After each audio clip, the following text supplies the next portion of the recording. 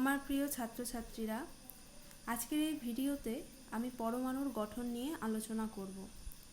পরমাণুর গঠন নিয়ে প্রথম যে ব্যক্তি ধারণা দেন তিনি হলেন বিজ্ঞানী ডাল্টন, যাকে আমরা ডাল্টনের পরমাণুবাদ বলি। ডাল্টনের পরমাণুবাদ অনুযায়ী কোনো মৌলকে যদি খুব ছোট ছোট কণায় ভাঙা যায়, অর্থাৎ একদম ছোট ছোট কণায়, যে ক্ষুদ্রতম কণা আমরা পাবো এবং যার মধ্যে মৌলের সমস্ত ধর্ম বর্তমান থাকবে, সেই কণাটাকে আমরা বলি মৌলের পরমাণু। পরমাণুকে যদি আমরা আরও ভাঙি বা আরও বিস্তারিত জানতে চাই, তাহলে আমরা দেখব যে পরমাণুর আরও তিনটি কণা রয়েছে, যাকে বলা হয় ইলেকট্রন, প্রোটন এবং নিউট্রন। এবার আমরা দেখব কি করে এই কণাগুলির আবিষ্কার হলো। প্রথম এখানে একটি ছবি দেখতে পাচ্ছ তোমরা, যেখানে পজিটিভটাকে প্রোটন দেখানো হয়েছে, মাঝে নিউট্রনকে দেখানো হয়েছে এবং তারপর ইলেকট্রনকে দেখানো হয়েছে। প্রথম যে কণাটি আবিষ্কার হলো সেই কণাটিকে বলা হয় ইলেকট্রন। এবার সেই কণাটি কি করে আবিষ্কার হলো, এখানে দেখো একটি ক্যাথোড রশ্মি নল দেখানো রয়েছে, ক্যাথোড রে টিউব বলা হয়। এখানে দেখো ব্যাটারির পজিটিভ এবং নেগেটিভ প্রান্তের সঙ্গে দুটি ধাতব পাতকে যুক্ত করা রয়েছে এবং ধাতব পাত দুটি কাঁচনলের ভেতরে ঢোকানো রয়েছে। এই কাঁচনলটিকে অতিরিক্ত নিম্নচাপে রাখা হয় এবং উচ্চ বিভব প্রভেদ প্রয়োগ করা হয়, অর্থাৎ ব্যাটারির যে ভোল্টেজটা ব্যবহার করা হয় সেটা প্রায় 10,000 ভোল্টের সমান। এবার যখন এই অবস্থায় রাখা হয় তখন দেখা যায় যে ক্যাথোড থেকে কিছু কণা, কিছু অদৃশ্য কণা, সূক্ষ্ম সূক্ষ্ম রের মতো দেখা যায়, সেগুলি ক্যাথোড থেকে অ্যানোডের দিকে প্রবাহিত হয়। এই যে ক্যাথোড রশ্মি নল, এই নলটা আবিষ্কার করেন হচ্ছে বিজ্ঞানী উইলিয়াম ক্রুকস। এবার এই যে রশ্মিটা ক্যাথোড থেকে অ্যানোডের দিকে প্রবাহিত হচ্ছে, এটাকে উনি নাম দেন ক্যাথোড রশ্মি। পরবর্তীতে বিজ্ঞানী জে থমসন দেখেন যে এই ক্যাথোড রশ্মি আর কিছু নয়, কিছু নেগেটিভ কণার স্রোত। এবার কি করে বুঝলেন এটা নেগেটিভ কণার স্রোত? উনি দেখলেন যে এই কণাগুলি যেহেতু অ্যানোডের দিকে আকৃষ্ট হয়ে অ্যানোডে প্রবেশ করছে, এবং অ্যানোড তোমরা জানো ব্যাটারির পজিটিভের সঙ্গে যুক্ত, দেখতে পাচ্ছ।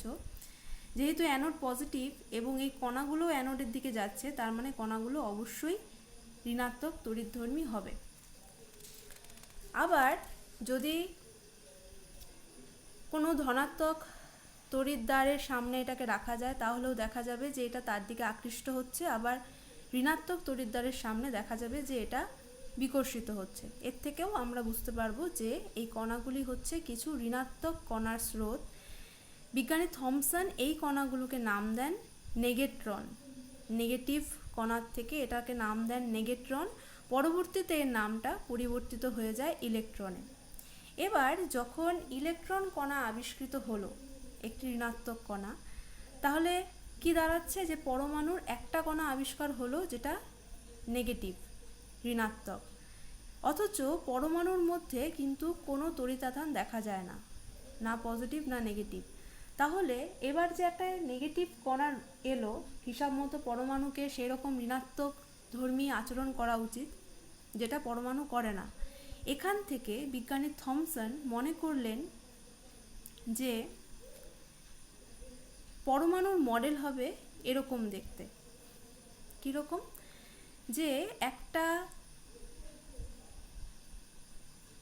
গোল চাকতির মতো অংশ তোমরা দেখতে পাচ্ছ, এটা অ্যাকচুয়ালিতে এখানে গোল চাকতি দেখানো হয়েছে, সেটা অ্যাকচুয়ালিতে আমরা ধরতে পারি একটি গোলকের মতো, যেটা হবে একটি পজিটিভ কণার পাত্র। তার মধ্যে কিছু নেগেটিভ কণা দেখতে পাচ্ছ, ইলেকট্রন লেখা রয়েছে। সেই কণাগুলো এভাবে বিচ্ছিন্ন অবস্থায় নিজেদের মতো করে এভাবে অবস্থান করবে। অর্থাৎ ব্যাপারটা এরকম যে যদি আমরা তরমুজকে যদি কল্পনা করি, তরমুজটা যেরকম হয় তার মধ্যে বিচিগুলো যেভাবে অবস্থান করে, এই বিচিগুলোকে যদি আমরা ইলেকট্রন মনে করি এবং তরমুজটাকে যদি মনে করি যে সেটা পরমাণু, তাহলে ব্যাপারটা ঠিক সেরকম দেখতে, সেরকমই একটি ছবি। এই জন্য এই মডেলটাকে বলা হয় প্লাম পুডিং মডেল বা ওয়াটারমেলন মডেলও বলা হয়, আর নর্মালি এটাকে থমসন মডেল বলা হয়। এবার যখন এই মডেলটা আবিষ্কার হলো, এর পরবর্তীতে দেখা গেল যখন ক্যাথোড রে নলটাকে নিয়ে আরও পরীক্ষা নিরীক্ষা করা গেল, তখন বিজ্ঞানী গোল্ডস্টেইন কিছু অন্যরকম লক্ষ্য করলেন। কীরকম? উনি ক্যাথোড রে নলটাকেই নিলেন, একই সেট আপ ছিল, কিন্তু যে ক্যাথোডটা উনি ব্যবহার করলেন সেই ক্যাথোডটাকে উনি ছিদ্রযুক্ত নিলেন। অর্থাৎ ক্যাথোডটা একদম সম্পূর্ণ পাত নয়, তার মধ্যে ছোট ছোট ছিদ্র রয়েছে। এরকম যখন হলো তখন দেখা গেল যে ক্যাথোড রশ্মিটা তো ঠিক ক্যাথোড থেকে অ্যানোডের দিকে যাচ্ছেই, এবার ক্যাথোডের বিপরীত দিকে কিছু সূক্ষ্ম রশ্মি দেখা যাচ্ছে। অর্থাৎ ধরে নেওয়া যায় যে এই রশ্মিগুলো অ্যানোড থেকে ক্যাথোডের দিকে যাচ্ছে। তোমরা ছবিতে দেখতে পাচ্ছ পজিটিভ রে বলে ক্যাথোডের বিপরীত দিকে কিছু রশ্মিকে দেখানো রয়েছে। এই রশ্মিটাকেই তিনি নাম দেন পজিটিভ রশ্মি। বিজ্ঞানী গোল্ডস্টেন এটাকে নাম দেন পজিটিভ রশ্মি। দেখা যায় যে এই রশ্মিটা হাইড্রোজেনের পরমাণুর ভরের প্রায় সমান। যে কণাগুলো আছে সেগুলো হাইড্রোজেনের ভরের প্রায় সমান, তার জন্য ইনি এটাকে নাম দেন প্রোটন। প্রোটন নাম দেওয়ার কারণ হচ্ছে হাইড্রোজেনকে আমরা প্রোটিয়াম নামে চিনি, প্রোটিয়াম, সেখান থেকেই তিনি এই কণাটার নাম দেন প্রোটন। তাহলে এখন আমরা পরমাণুর দুটি কণা সম্পর্কে জানলাম, একটা প্রোটন, একটা নিউট্রন, ইলেকট্রন। তাহলে পরমাণুর পজিটিভ একটা কণা বেরোলো, নেগেটিভ একটা কণা বেরোলো, দুটো যখন একসাথে অবস্থান করছে তাহলে তখন পরমাণু কি নিস্তরিত অবস্থায় রয়েছে, কোনো অসুবিধাই নেই। তাহলে এর পরবর্তীতে কি আসছে? এর পরবর্তীতে রাদারফোর্ড একটা পরীক্ষা করলেন এই পরমাণুর গঠন নিয়ে। তিনি কি করলেন? একটি তেজস্ক্রিয় রশ্মি আলফা রশ্মি ব্যবহার করলেন একটি গোল্ড মানে সোনা নির্মিত একটি পাতের ওপরে। আলফা রশ্মি সম্পর্কে তোমাদের ধারণা নেই, পরবর্তীতে জানবে যে আলফা হচ্ছে একটি তেজস্ক্রিয় রশ্মি। ঠিক আছে, এই তেজস্ক্রিয় রশ্মি হলেও আলফার কিন্তু চার্জ আছে, ধনাত্মক চার্জ যুক্ত, অর্থাৎ এটাকে আমরা ধনাত্মক রশ্মিও বলতে পারি। যাই হোক, তা কি করছেন উনি? এই আলফা রশ্মিকে কিছু একটা সোনার পাতের উপরে ফেলছেন। ফেলার পর কি হচ্ছে সেটা এই ছবিটার মধ্যে দেখানো রয়েছে, দেখতে পাচ্ছ। এখানে একটা সবুজ রঙের যে পটিটা রয়েছে সেটা আসলে একটা ফ্লুরোসেন্ট স্ক্রিন, যার মধ্যে কণাগুলো আঘাত করলে ছবিটা ফুটে উঠবে। ঠিক আছে, এবার যখন আলফা রশ্মিগুলোকে এইখানে এই সোনার পাতের ওপর ফেলা হচ্ছে, তোমরা দেখতে পাচ্ছ কি হচ্ছে, ভালো করে দেখো। বেশিরভাগ কণাই দেখো সোজাসুজি গিয়ে ওই স্ক্রিনটাতে ধাক্কা দিচ্ছে এবং কিছু কণা এদিক ওদিক ছিটকে যাচ্ছে, খুব সামান্য, সেই সংখ্যাটা কিন্তু খুব কম। একটা কণা দেখতে পাচ্ছ ঠিক এদিকটায় চলে এসছে, পাতকেও পার করেনি, পাতটাকে না পার করে এদিকে চলে আসছে, এবং দুটো কণাকে দেখতে পাচ্ছ পাতটা পার করেছে ঠিকই, কিন্তু যেদিকে সবগুলো কণা গেছে তার থেকে কিন্তু অনেকটাই দূরের দিকে ছিটকে গেছে। এবার কেন এমন ঘটনা হলো? এই ঘটনাটাকে আরেকটু ভালোভাবে বোঝা যাবে যদি তোমরা এই ছবিটা দেখো। এখানে যে সবুজ কণাগুলো দেখছো এগুলো হচ্ছে আলফা কণা, এবং এখানে সোনার পাতের মধ্যে, অ্যাকচুয়ালি সোনার পাত, তার মধ্যে ছোট ছোট পরমাণু রয়েছে, তো সোনার পরমাণুগুলোকে দেখানো রয়েছে। দেখো ছবিটা ঠিক এরকম। এবার এই ঘটনাটা হওয়ার পর রাদারফোর্ড কি সিদ্ধান্তে এলেন? রাদারফোর্ড বললেন যে পরমাণুর গঠনটা যদি থমসন মডেলের মতোই হতো তাহলে বেশিরভাগ কণাই কিন্তু পরমাণুকে ভেদ করে, অর্থাৎ সোনার পাতটাকে ভেদ করে সব আলফা কণাই কিন্তু বেরিয়ে যেত, যেটা উপরের ছবিতে দেখছো। রাদারফোর্ড বললেন যেহেতু সব কণাই বেরোচ্ছে না, বেশিরভাগটা বেরোচ্ছে, তাহলে আমরা ধরে নেব যে পরমাণুর বেশিরভাগ স্থান ফাঁকা। এবার কিছু কণা ছিটকে যাচ্ছে, সামান্য কোণে বিক্ষিপ্ত হচ্ছে, তার থেকে বুঝবো যে পরমাণুর মাঝখানে নিশ্চয়ই কোনো ঘন পদার্থ রয়েছে, এবং অবশ্যই পজিটিভ কোনো ঘন পদার্থ রয়েছে, যার জন্য পজিটিভ তড়িৎবাহী আলফা কণা সামান্য কোণে বিক্ষিপ্ত হচ্ছে, আবার কিছু কণা ঠিক বিকর্ষিত হয়ে একদম 180 ডিগ্রি কোণে ঘুরে আসছে, অর্থাৎ যাচ্ছে আবার ঠিক ঘুরে চলে আসছে। এর থেকে রাদারফোর্ড পরমাণুর গঠনের যে চেহারাটা দিলেন সেটা এরকম। তিনি বললেন যে প্রতিটি পরমাণুর কেন্দ্রস্থলে ধনাত্মক আধানযুক্ত একটি কেন্দ্রক বা নিউক্লিয়াস থাকবে। নিউক্লিয়াসের আকার সমগ্র পরমাণুর তুলনায় নিতান্তই ক্ষুদ্র হবে। অর্থাৎ পরমাণুর বেশিরভাগ স্থানই ফাঁকা হবে। পরমাণু অবশ্যই ধনাত্মক তড়িৎগ্রস্ত হবে, যেটা আমি বললাম। পরমাণুর নিউক্লিয়াসটা অবশ্যই ধনাত্মক তড়িৎগ্রস্ত হবে এবং নিউক্লিয়াসের বাইরে নেগেটিভ তড়িৎগ্রস্ত ইলেকট্রনগুলি থাকবে, যেগুলি নির্দিষ্ট বৃত্তাকার কক্ষপথে নিউক্লিয়াসকে কেন্দ্র করে ঘুরে বেড়াবে। এটা ছিল রাদারফোর্ডের পরমাণু মডেল। এবার রাদারফোর্ডের এই পরমাণু মডেলের কিছু ত্রুটি দেখা গেল। কীরকম? ম্যাক্সওয়েলের তড়িৎচুম্বকীয় তত্ত্ব অনুযায়ী যদি কোনো ধনাত্মক আধানকে কোনো ঋণাত্মক আধান এভাবে বৃত্তাকার পথে প্রদক্ষিণ করে, তাহলে তার থেকে একটি নিরবিচ্ছিন্ন রশ্মি বেরোবে। নিরবচ্ছিন্ন অর্থাৎ কন্টিনিউয়াস, এক নাগাড়ে রশ্মি বেরোবে এবং ঋণাত্মক কণাটি শক্তি বর্জিত হতে হতে ঠিক গিয়ে পজিটিভ কণার সঙ্গে মিশে যাবে। তার মানে কি দাঁড়ালো? পরমাণুর গঠনটাই কিন্তু আর থাকছে না। আবার এই যে ইলেকট্রন এভাবে যদি ঘুরতে ঘুরতে গিয়ে নিউক্লিয়াসে পড়ে যায়, যে রশ্মিটা আমরা পেলাম কি বলেছিলাম? নিরবচ্ছিন্ন অর্থাৎ কন্টিনিউয়াস রশ্মি। দেখা যায় যে আসল পরীক্ষায় কিন্তু আমরা এরকম নিরবচ্ছিন্ন রশ্মি পাই না, আমরা পাই রেখা বর্ণালী বলা হয়, অর্থাৎ একটা একটা বর্ণালী, বিচ্ছিন্ন বর্ণালী আমরা পাই, নিরবচ্ছিন্ন পাই না। ঠিক আছে? আচ্ছা, এরই মধ্যে ঠিক এরই পরবর্তীতে রাদারফোর্ড কি দেখলেন? এটা তো রাদারফোর্ড মডেলের ত্রুটি গেল। রাদারফোর্ড দেখলেন যে একটা আলফা কণাকে নিয়ে তিনি যখন চিন্তা করলেন, দেখলেন যে আলফা কণার মধ্যে দুটো প্রোটন আছে। তাহলে আলফা কণার ভর কি? 2 একক হওয়া উচিত, যেহেতু নিউক্লিয়াসটাই আসল। ইলেকট্রনের ভর তো সামান্য, যেহেতু নিউক্লিয়াসের ভরটাই একটা পরমাণুর ভর হিসাবে পরিগণিত হবে। তাহলে যেহেতু দুটো প্রোটন আছে, তাহলে পরমাণুর ভরও 2 একক হওয়া উচিত ছিল। কিন্তু তিনি দেখলেন যে যখন তিনি হিলিয়াম একটি পরমাণু নিয়ে আলোচনা করলেন বা চিন্তা করলেন, দেখলেন যে দুটো প্রোটন থাকা সত্ত্বেও হিলিয়ামের ভর কিন্তু 4 একক। সেটা কি করে হলো? তিনি চিন্তা করলেন যে তাহলে নিশ্চয়ই নিউক্লিয়াসের মধ্যে অন্য কোনো কণা রয়েছে, কিন্তু সেটা পজিটিভ বা নেগেটিভ নয়, সেটা নিস্তড়িত একটি কণা, এবং তিনি সেটা নাম দিলেন নিউট্রন। পরবর্তীতে তারই ছাত্র বিজ্ঞানী স্যাডউইক একটি পরীক্ষা করলেন। কি করলেন দেখো, এখানে বেরিলিয়ামকে আলফা কণা দিয়ে আঘাত করলেন। আঘাত করার পর কার্বন মৌল বেরোলো এবং তার সঙ্গে একটি কণা বেরোলো।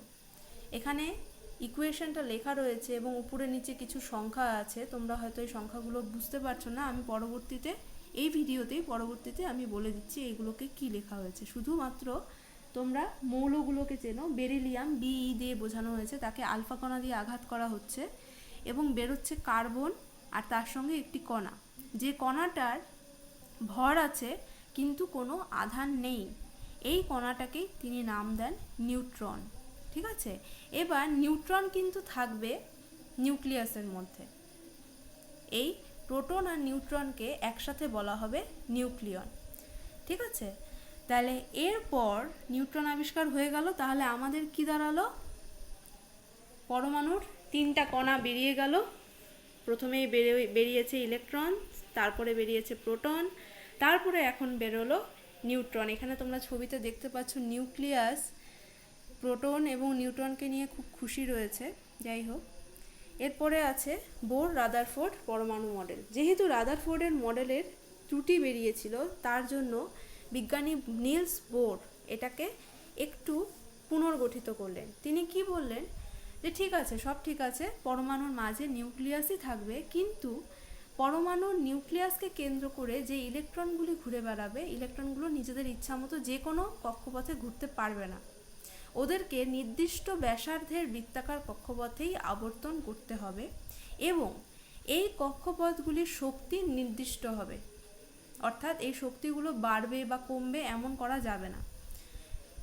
যে ইলেকট্রনগুলো এই কক্ষপথে থাকবে ওদের শক্তিও কিন্তু নির্দিষ্ট থাকবে।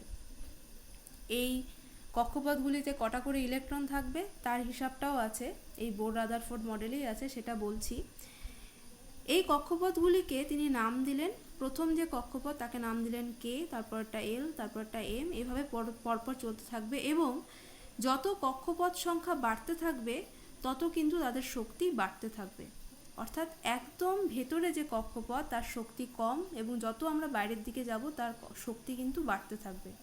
এবার যদি কোনো ইলেকট্রন বাইরের কক্ষপথ থেকে ভেতরের কক্ষপথে প্রবেশ করে তাহলে কিন্তু সে শক্তি বর্জন করতে হবে, কারণ ভেতরের কক্ষপথের শক্তি কম।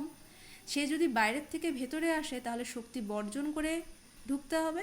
আবার যদি ভেতরের কোনো ইলেকট্রন বাইরের কক্ষপথে যেতে চায় তাহলে তাকে শক্তি শোষণ করতে হবে। তা গেল। এবার আসি যে কোন কক্ষপথে কটা ইলেকট্রন থাকবে তার হিসাব। বোর রাদারফোর্ড মডেল অনুযায়ী প্রত্যেক কক্ষপথে ইলেকট্রন সংখ্যা নির্দিষ্ট হবে এবং সেই সংখ্যাটা হবে 2n², যেখানে n হবে কক্ষপথের সংখ্যা। মানে যদি k কক্ষপথ হয় তাহলে সেটা প্রথম কক্ষপথ, অর্থাৎ n মানে 1। দেখো k কক্ষপথে কি দাঁড়াচ্ছে, 2 × 1² মানে দুটো ইলেকট্রন থাকবে। l কক্ষপথ মানে দ্বিতীয় কক্ষপথ, তাহলে n এর মান হবে 2, তাহলে সেটা কি দাঁড়াচ্ছে 8, অর্থাৎ l কক্ষপথে 8টা থাকবে, m কক্ষপথে একইভাবে 18টা, n কক্ষপথে 32টা, এরকম। ঠিক আছে, এটা হচ্ছে কক্ষপথের সংখ্যা। তা এরপর আমরা চলে আসি যে আমরা কি করে প্রোটন সংখ্যা, নিউট্রন সংখ্যা এবং ইলেকট্রন সংখ্যা হিসাব করব। তোমরা জানবে যে প্রোটন সংখ্যা বা ইলেকট্রন সংখ্যাকে আমরা বলি পারমাণবিক সংখ্যা বা পরমাণু ক্রমাঙ্ক। ঠিক আছে, আর প্রোটন সংখ্যা আর নিউট্রন সংখ্যার সমষ্টি হচ্ছে ভর সংখ্যা। এবার দেখো নিচে সিম্বলটা দেওয়া রয়েছে, যে সিম্বলটা তোমরা নিউট্রন আবিষ্কারের পরীক্ষাতে দেখতে পেয়েছিলে। অর্থাৎ ওপরে একটা মৌল আছে x, তার ওপরে একটা সংখ্যা আছে a, নিচে একটা সংখ্যা আছে z। ওপরে যে সংখ্যাটা তাকে বলা হয় ভর সংখ্যা, মানে ভর সংখ্যা মানে হবে প্রোটন আর নিউট্রনের মোট সংখ্যা। আর নিচের যে সংখ্যাটা z, সেই সংখ্যাটা হবে পারমাণবিক সংখ্যা, অর্থাৎ প্রোটন সংখ্যা বা ইলেকট্রন সংখ্যা। ঠিক আছে, এবার এখান থেকে কিন্তু আমরা প্রোটন, ইলেকট্রন এবং নিউট্রন সংখ্যা বের করতে পারি। কিভাবে? এখানে একটি পরমাণু দেখানো রয়েছে ক্লোরিন। আরেকটা জিনিস বলে দিই যে কোনো পরমাণুকে এভাবে লেখাকে, অর্থাৎ ভর সংখ্যা এবং পারমাণবিক সংখ্যা সহ লেখাকে আমরা বলি নিউক্লাইড। ঠিক আছে, এবার দেখো এই যে পরমাণুটা দেওয়া আছে ক্লোরিন, এখানে ভর সংখ্যা আছে 35, পারমাণবিক সংখ্যা আছে 17, প্রোটন আর ইলেকট্রন সংখ্যা তাহলে কত দাঁড়ালো 17, তাই তো। নিউট্রন সংখ্যা তাহলে কি দাঁড়াচ্ছে 35। যে সংখ্যাটা আছে ভর সংখ্যা, এই 35টা হচ্ছে প্রোটন এবং নিউট্রন সংখ্যার সমষ্টি। আবার নিচের যে সংখ্যাটা আছে 17, সেটা হচ্ছে প্রোটন সংখ্যা।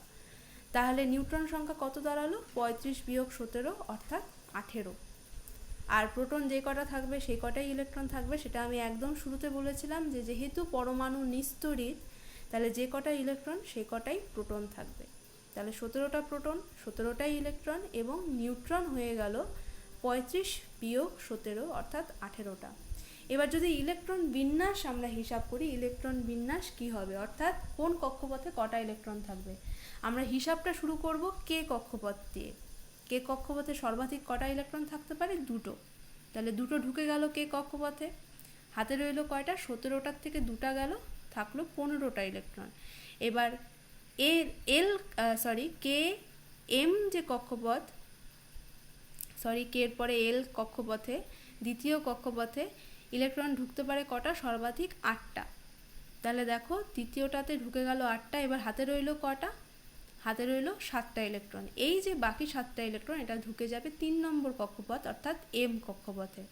তাহলে এভাবেই আমরা কিন্তু ইলেকট্রন বিন্যাসটা বের করতে পারি যে কোন কক্ষপথে কটা ইলেকট্রন থাকবে। শুধুমাত্র খেয়াল রাখবে যে আমরা এই যে ইলেকট্রন সাজানোটা সেটা শুরু করব কে কক্ষপথ থেকে।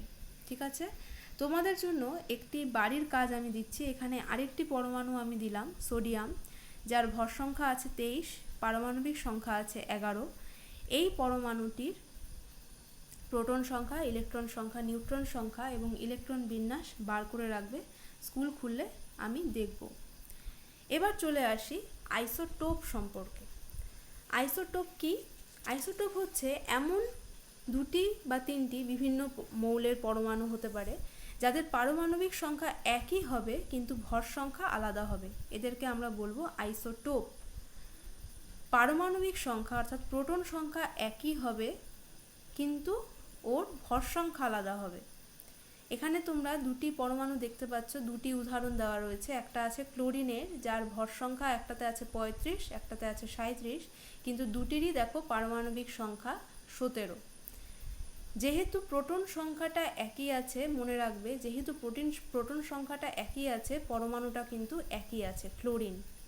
যখনই প্রোটন সংখ্যার পরিবর্তন হবে, পরমাণুটাও কিন্তু পরিবর্তন হবে, অর্থাৎ মৌলটাও পরিবর্তিত হয়ে যাবে।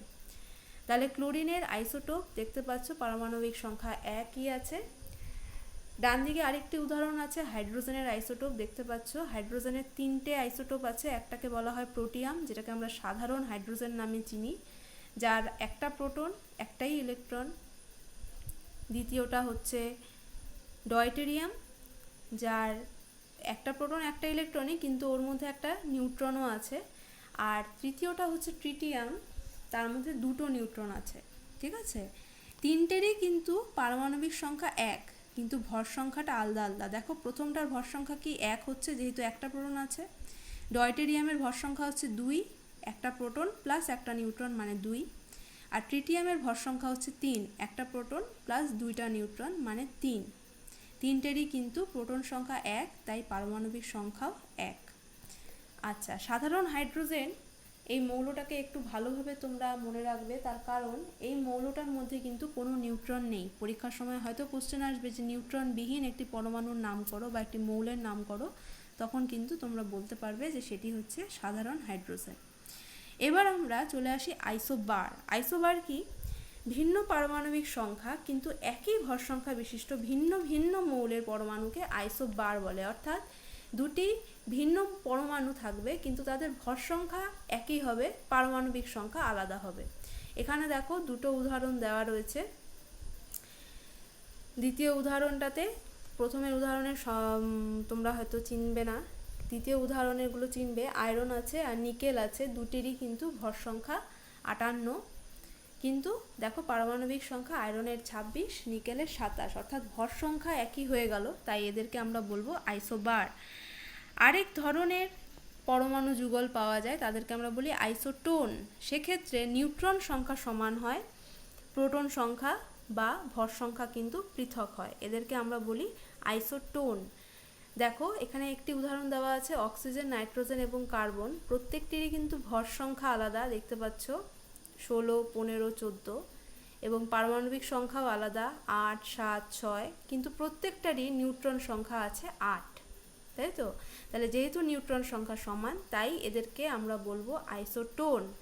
কথাটা এরকম যে অক্সিজেন হবে নাইট্রোজেনের আইসোটোন, আবার নাইট্রোজেনও হবে অক্সিজেনের আইসোটোন, এরকম ব্যাপার। অর্থাৎ পরস্পর এরা আইসোটোন বা পরস্পর আইসোটোপ বা পরস্পর আইসোবার, এরকম আমরা বলবো।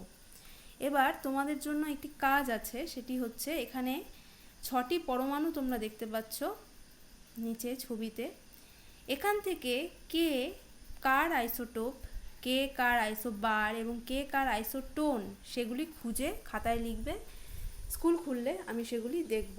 তাহলে এই ভিডিওতে কিন্তু তোমাদের জন্য 2টি কাজ রইল, সেগুলো কিন্তু খেয়াল রাখবে। এবার আমরা চলে আসি নিউক্লিয় বল সম্পর্কে।